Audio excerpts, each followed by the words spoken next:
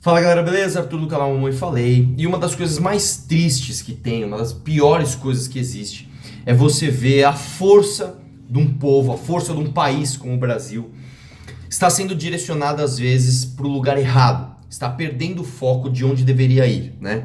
O que eu tô querendo dizer com isso? Todo mundo está sofrendo aí com a greve dos caminhoneiros e eu queria deixar bem claro aqui, ó, que eu também posso ser considerado um caminhoneiro, apesar de nunca ter atuado na profissão. Eu trabalho com transporte também, trabalho com sucata de aço, nós temos caminhões, etc. E olha só, a minha carteira aqui, ó, dá pra ver que sou eu, não vou deixar número nem meus dados, mas aqui, ó, não sei se dá pra ver, é AD, né? Eu só não tirei, inclusive, a E, que é para caminhão articulado, porque na época tava caro demais e como eu não ia atuar diretamente nos caminhões articulados, eu acabei não tirando minha carteira. Enfim, a questão é o seguinte, as pessoas... eu acabei de ver na Globo que o governo está fazendo um acordo, etc. E o acordo é para se baixar o preço do combustível na Petrobras e se subsidiar com dinheiro da União.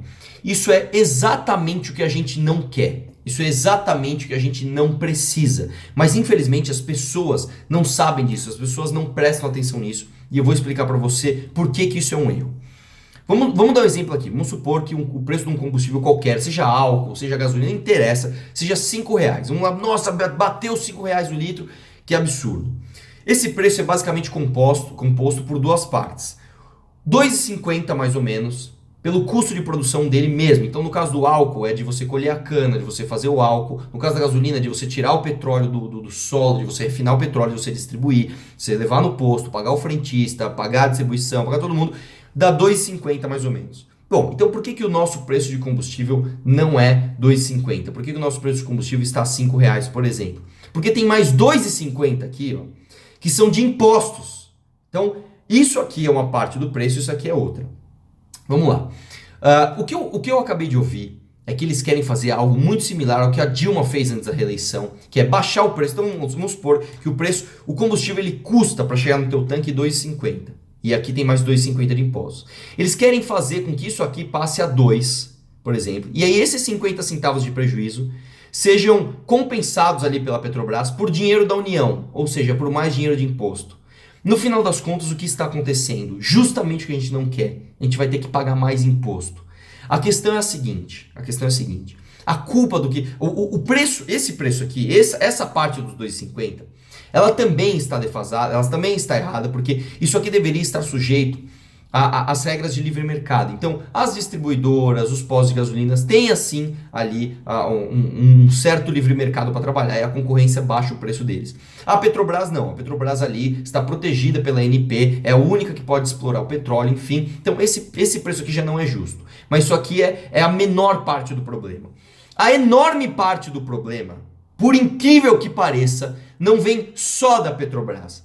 Ela vem desta parte aqui. E esta parte aqui, estes 2,50, esses mais de 50% na realidade que são o preço do combustível hoje, não estão diretamente relacionados a isso. Né? Então eu vejo muita gente, principalmente os esquerdistas, falando: ai, tá vendo? Vocês ali do livre mercado, do livre comércio estão aumentando o preço da gasolina. É justamente o contrário, cara. Tem gente ali até falando, a culpa das greves é do patrão. Você tá louco, cara? Você tá louco? Isso aqui não tem nada a ver com isso. Isso aqui é onde a gente deveria lutar para bater os impostos. E isso, infelizmente, eu não vi ninguém fazendo. Eu vou dar um exemplo para vocês aqui do que pode ser feito imediatamente. Eu não vejo ninguém falando sobre isso, tá? Por exemplo, a gente gasta aqui mais de 200 bilhões de reais com corrupção. Isso aqui tá nessa parte dos 2,50. A gente gasta aqui com fundão eleitoral. A gente gasta com lei Rouanet. Vocês querem ver uma coisa? Só de superaposentadoria, a gente pode economizar 50 bilhões por ano. Só de superaposentadoria. De auxílio moradia para juízes, nós podemos economizar por ano 817 milhões de reais. De auxílio moradia para deputados, mais não sei quanto. De super salário para servidores, mais de 10 bilhões de reais. Só a Justiça do Trabalho nossa custa 14 bilhões de reais. Né? O calote que a gente tomou da Venezuela, de Moçambique, de mais de 1 bilhão de reais, também está nessa parte do preço. Copa do Mundo gastou 30 bilhões. O trem-bala, que os governos petistas falaram que ia fazer, gastou 1 bilhão de reais, ele não saiu do papel. Enfim, cartão corporativo, cargos comissionados, estatais falidas, o prejuízo da Petrobras dos anos passados, o prejuízo dos Correios, etc. Isso tudo não está aqui, ó. Não está nos 2,50 de custo de produção de combustíveis. Ele está nos 2,50 dos impostos, cara. Então, não dá para fugir do foco. O foco é um só. O foco é Brasília. O foco é Congresso. O foco é um cara como o Rodrigo Maia, presidente da Câmara, não pautar redução de impostos. Então, sabe o que a gente poderia fazer? Em vez de ficar todo mundo na rua ali, brigando para se baixar preço da Petrobras, brigando para que alguém dê uma canetada, não faça isso. A gente deveria brigar para que um cara como o Rodrigo Maia, por exemplo, pautasse, como eu falei, pega um de tudo, ó, vamos pautar o fim do auxílio moradia para juízes, vamos pautar o fim de super salários de servidores, vamos pautar o corte do cartão corporativo, vamos pautar a diminuição de cargos comissionados e com isso baixar imposto, baixar o que realmente onera o nosso combustível. É isso que precisa ser feito. Eu acabei de ver na Globo que eles vão fazer o oposto. Eles vão baixar o custo ali, aliás, não vão baixar o custo, eles vão baixar o preço e dar um prejuízo para a Petrobras que vai ser subsidiado com dinheiro de impostos. É o oposto do que a gente quer, cara. Isso vai gerar mais crise. Então, infelizmente, eu vejo ali muita gente revoltada, tal, muita gente até apoiando a greve e como é que eu vou dizer, com legitimidade. Ninguém mais aguenta não só pagar um preço abusivo nos combustíveis, mas em todo o resto das coisas que a gente paga, uma série de impostos, né? Esse celular que eu tô falando com vocês aqui, tem uma série de impostos, tudo que você faz no Brasil tem muito imposto, e o problema está aqui, ó, nessa parte. O problema está em privilégios. Eu não vejo ninguém sério falando em corte de privilégios. Não, nós vamos fazer um ajuste, nós vamos cortar a CID. Não adianta, cara. Vocês têm que cortar privilégios. Porque aí cortando privilégios você reduz imposto.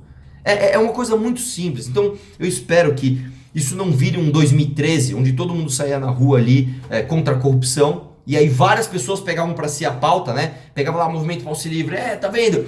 Não quer corrupção, então nós queremos medidas de esquerda, né? Eu tô vendo um monte de gente de esquerda querendo se apoderar da pauta, sendo que justamente o que levou o Brasil a esse buraco são essas mentalidades de aumento de governo, de aumento, consequentemente, de impostos. Então, gente, por favor, vamos ser sóbrios, cara. Nós que estamos nessa bolha, a gente tem que passar informação.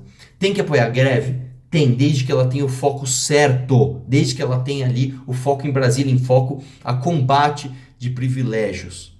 Beleza? Eu espero que as pessoas amadureçam isso e vamos, infelizmente, ver os próximos capítulos. Um abraço e vamos questionar tudo.